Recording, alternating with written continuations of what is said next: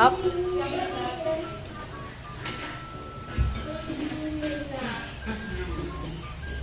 Sarap.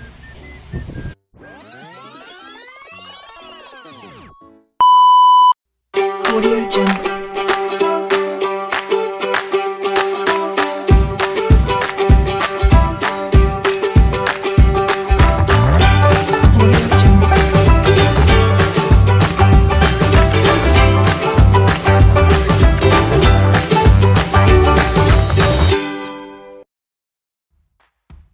Nandito tayo sa Cavite State University, ang premier historic university ng Cavite. Ako nga po pala si Ryan J.B. Dinapo at samahan niyo ako na tuklasin ang iba't ibang mga pagkain at kultura dito sa Cavite. Tara, sa biyahe ni Ryan!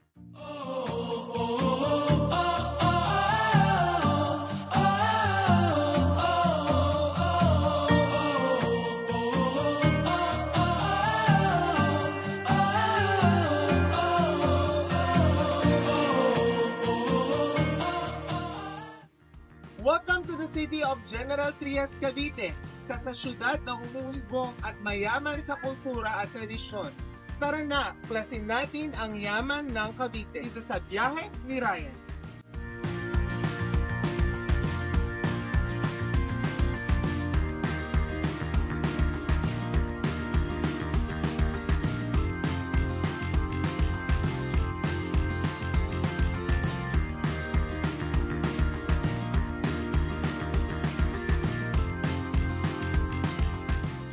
Ngayon, nandito na tayo sa John's Cafe, kung saan matitikman ang signature dish ng General Trias Cavite na ang Valenciana.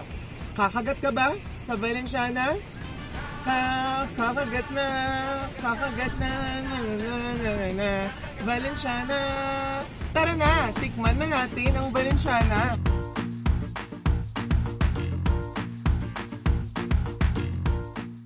Espesyal na putahe na hindi mo kailangan hanap-hanapin dahil kahit saan ay makakain mo yan dito sa General Trias Cavite. Kakagat ka ba sa Valenciana? Yan ang pinagmamalaki dito sa lungsod ng General Trias Cavite, ang Valenciana. Tara, tikman na natin.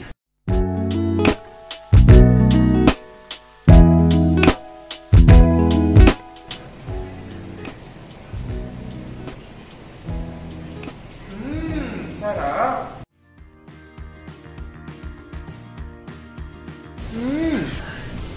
Pwede ba uwi ko na to sa Dasma? Sarap! Hindi namin ang pagkakagawa ng Valenciana nila. Tamang-tama lang yung timpla.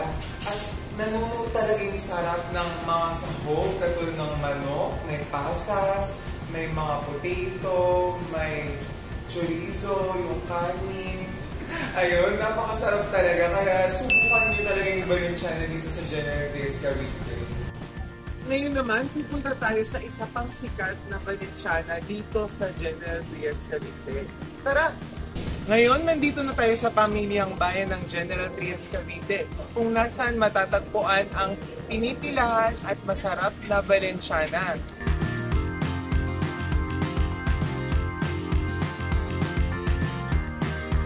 Nandito na tayo sa dinarayo at pinipilahan ng Mang Mike's Valenciana dito sa pamilihan ng General Trias Cavite. Kita nyo naman na talagang maraming vloggers ang talagang pumupunta dito upang matikman ang specialty ng General Trias Cavite.